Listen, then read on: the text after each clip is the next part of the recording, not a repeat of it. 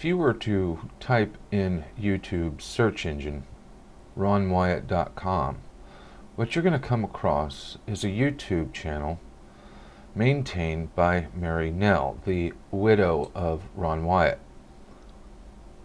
She is a master narrator. When I watch her videos, she is narrating all of them. Her soothing melodic voice draws the viewer in and keeps you captivated. I would encourage you to go over to ronwyatt.com YouTube channel along with their website, you guessed it, ronwyatt.com. I want to thank you for watching this interview. I appreciate everyone who comes by and decides to click on a video of mine to watch instead of skipping it and going to the next. The following interview was something that was a long time in the making, and I'm extremely grateful to Mary Nell for doing it. So without further ado, let's get into it, shall we? All right, so welcome to the show, everyone. I want to introduce my guest today, Mary Nell Wyatt Lee. She is the widow of Ron Wyatt, who made all the discoveries from Sodom and Gomorrah to the Ark of the Covenant, which is what we're going to cover today, the Ark of the Covenant. So if you could, Mary Nell, if just give a little brief introduction of who you are, uh, how everything came to be, and we'll just kind of get started from there. Well, like you said, my name is Mary Nell Lee, and I was married to Ron. I married him in 1988 after he had made most of his discoveries, and so I worked closely with him the entire time. That was the purpose of our getting together.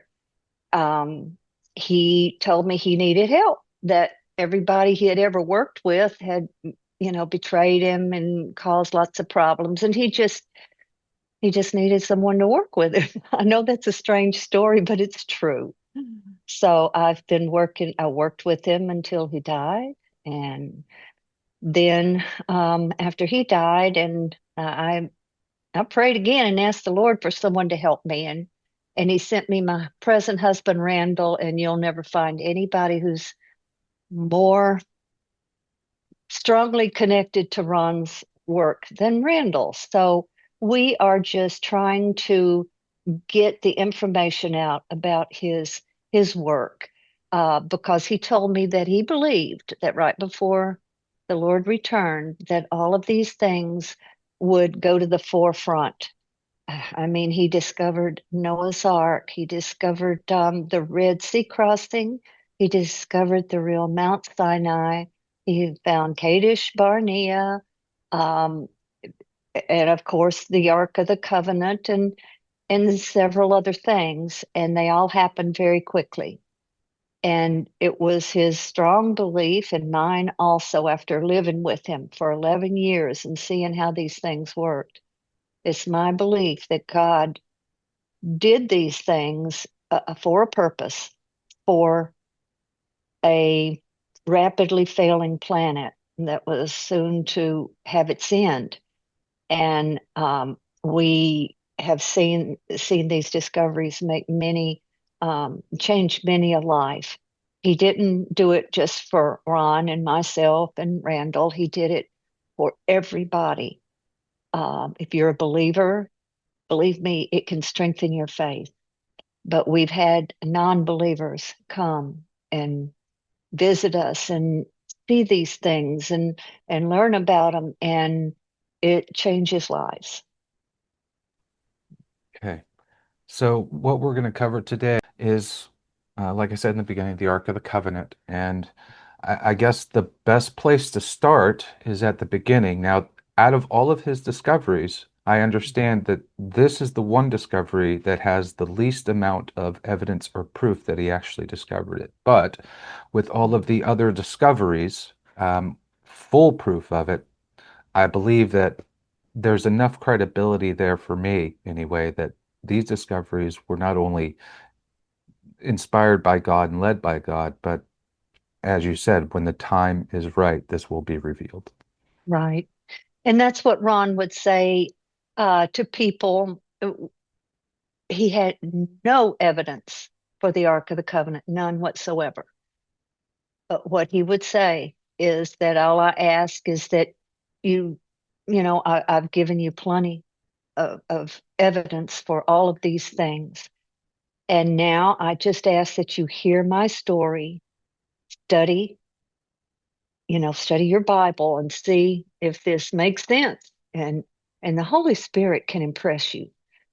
And that's what we hear all the time from people is when we heard that Jesus' blood went down through a crack during his crucifixion and landed on the mercy seat, just like the goat for the Lord was sprinkled on the mercy seat on the Day of Atonement in the earthly sanctuary.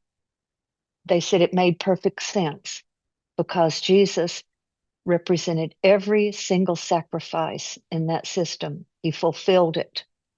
And so just hear him out, and then I will explain when all of this will come to the forefront. Okay, so what was it that actually led him to that discovery? What path was he on at the time? What was he actually doing? And how did that transpire to where he actually found it? What happened was in 1977, he made his first trip to Turkey to see the site he later proved to the Turks' satisfaction to be Noah's Ark. But when he first saw it in 1977, this is a massive site. It's an object that's 515 foot long. It's almost two football fields. And in a foreign country out in the middle of nowhere, Ron knew as just an individual, there's nothing I can do to further research this. So I'll insert this right here. He came home and he asked all his friends to pray for an earthquake to open up this object. But anyhow, what happened was he came home. He said, I can't go back there until something happens. So he had already done a lot of research, and he and the boys decided to fly to Israel, and they drove down to Eilat, which is at the southern end of Israel, and they hired a pilot and a plane to fly up and down the western coast of the Gulf of Aqaba because he believed that somewhere along there was where the crossing site took place. So they flew down, they found this massive beach, 6 miles by 10 miles, certainly big enough to hold millions of people. And what happened was they came back to scuba dive. And on that trip, which was maybe a month or two later, he got very sunburned on his feet and he couldn't wear his flippers anymore. So they drove back uh, to Israel because this is a straight line. Here is Israel up here, and you come straight down and you're at the Gulf of Aqaba. It's a straight shot. So they went up there. They had never been to Jerusalem before. So they went there to wait for the time for their ticket to go home because he always bought cheap tickets that you couldn't change. So I think the first place they went to was the Garden Tomb because Ron believed that's probably where Jesus was buried. So they're walking along the cliff face because all of that area is a quarry into Mount Moriah. It's all on Mount Moriah, and they quarried it out. And he's walking along, and his left hand went out like this. He's talking with a man who was the head of the Garden Tomb. And he said that Jeremiah's grotto and the Ark of the Covenant is in there. And he said that when he heard that come out of his own mouth, he was extremely embarrassed and he didn't know what to think because it didn't come out of his brain. That was something that he said it was either of God or it was of Satan. And he said, well, I need to go home and study this out. Because the man said, oh, come back. We'll put you up, give you a place to stay and all of that. As it turned out, that man was gone by the time Ron came back. So they did have to get a hotel and all that, but they still welcomed him to start digging. And that is how it began. He came back a few months, well, he came back in 70, early 79 to begin digging. That was the year I was born, so that's kind of cool. Okay. You're Yeah, just a pup. I'm a young buck. I know. I Yeah. understand. Um, when he found it, when he actually started digging and getting down into it, when was it in his mind that he actually knew he was on it? Or was there a time to where he really did? Was it where he found the actual placement Mhm. where the cross would have gone, or was it a different time? Oh, it was a different time. He didn't pay any attention to, he wasn't looking for the crucifixion site. He had no clue. That was not what he was thinking about. What he did is during the history of ancient Jerusalem, it had been destroyed many, many times. And what they would do every time it was destroyed, they would bring the debris outside the city wall and pile it up wherever they could. So this area had a good 20 or 30 feet of brought in dirt, raising it up. So what Ron did is he where he had pointed, they were using it as a dump, as a trash pit because it kind of went in. It was a, kind of, I don't know how to describe it, but it was a dump. There was a dead cat in there and everything. So they started digging through this loose material that was, up against the cliff face. So they dug down until they hit bedrock. Now, when they hit bedrock, Ron said he didn't know what to do. And so he had both his sons, Ronnie and Danny, they're digging with him. And they get to a point where they're sitting there, and I think it was maybe Ronnie, the youngest, said, well, what are we going to do now, Dad? Have you prayed about it? And he says, yeah. And he says, well, what were you impressed to do? And he said, I'm impressed to bust right through the cliff face, right there. And Ronnie said, well, let's do it. And he said, no, that's stupid because it's just like when you're driving down the highway and you see where they've blasted through to make highways. That's what it was like. It's a quarry. And so he thought, like, am I really going to start digging through the rock here? But Danny said, well, Dad, you've done dumber things than that before. And with that, Ron took his chisel and hammer like this, and a shaped piece fell out, and there was the hole going right into Mount Moriah. And he said, when that happened, he thought, oh, I found it. It's true. He went in there, and it was a huge opening, but there was nothing in there. Then it took him quite a while. Mount Moriah is limestone. I live in Tennessee. We're limestone.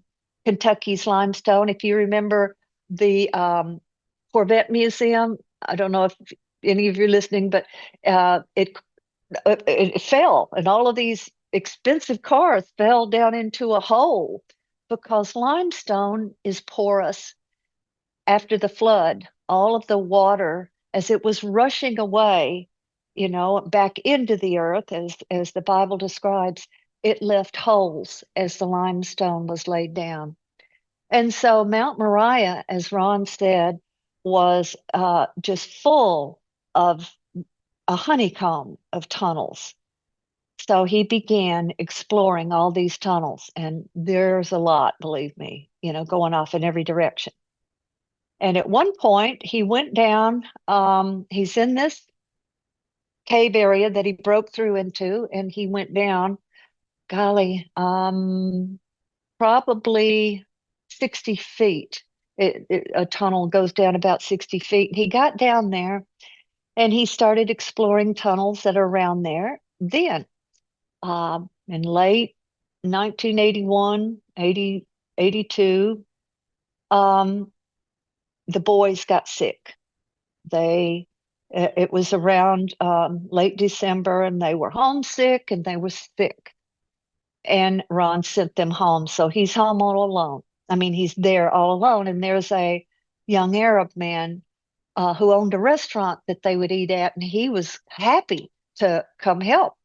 And Ron said he was real little, real skinny little thing. So they began exploring all these tunnels. And Ron would send Jamal in, and he would look around and then come out and say, nothing in there. So they get way down about 60 feet, and there's a chimney. If you're a spelunker, you'll know a chimney is a hole that goes up. And so they went up, and it was very hard because you've got to find a way to get up to it. And Ron told me many times he was talking about how hard it was. He said he had to exhale like this and wriggle, and then, he would inhale, and that would stop him from falling. And they got up there, and his friend got up there with him, and they started going down a lateral, tunnel. And they find this one hole in this tunnel that had a stalactite right in front of it. And so Ron said, I may not have even paid attention to it if it hadn't been for that stalactite, but he knocked it off. We've got it here. And he sent Jamal in. And Jamal was little. And he went in there, and it only had maybe about 18 inches of room, so I don't think Ron was really expecting much. But suddenly he came scurrying out of there, and Ron said, mindless terror, mindless terror. And he said, what's in there? What's in there? I'm not going back in there. And with that, he left the cave system, and he never came back in. It scared him to death. What do you think it was that scared him so badly? It just had to be, I've experienced it that once, that mindless terror when I was going diving in the Red Sea with Ron and a group. And I went in the sea. We were doing a practice dive, and I suddenly was filled with, I mean, I was trained. I'd, done all of the, classes and everything, had my license, and I got so petrified. I came out and I said, I can't go back in there. So the next day they went out, and they're in this boat, and three white, great white sharks started circling the boat. And I knew they had some other problems that day. And I knew that that's how God had prevented me from going. I probably would have had a heart attack. The guys that were with Ron were scared to death. It was horrible. Wow. So I think that what God did was he placed a fear in Jamal that he didn't understand. I'm sure he didn't understand, but that he was not supposed to be in there. Apparently, God let him go in there enough to come back and tell Ron. So when Jamal left, Ron, he said he had to enlarge the hole, with his hammer, rock hammer, and he went in. And he said that it was, he had, like I said, about 18 inches. And he said that he would do this with his flashlight looking down because it was all rocks, and they were fairly big rocks. It wasn't gravel. And he saw glints of gold. So he said that what he did at that point was he would remove some rocks, put them behind him, keep looking down, and what he found out was that it was these things were covered in rocks. Underneath the rocks was a layer of wood. Underneath the wood was a layer of animal skins, and it was covering everything in that chamber. So he replaced everything carefully. And then he saw in the very back, he saw a very big stone chest extending up a little bit above the rocks. And he said the ceiling curved down like kind of like this, and he couldn't. Well, it was the top was broken. It had a lid. The lid was broken and slid over like this, and he couldn't get his head in there to look. But what he did notice was up above it there was some what he called black substance coming, on the edge of the rock, the ceiling. And he said there was black substance on the lid. And I think God gave him the realization at that point of what he was looking at, that the Ark of the Covenant was in that stone case, and that the blood of Jesus had come down on that case.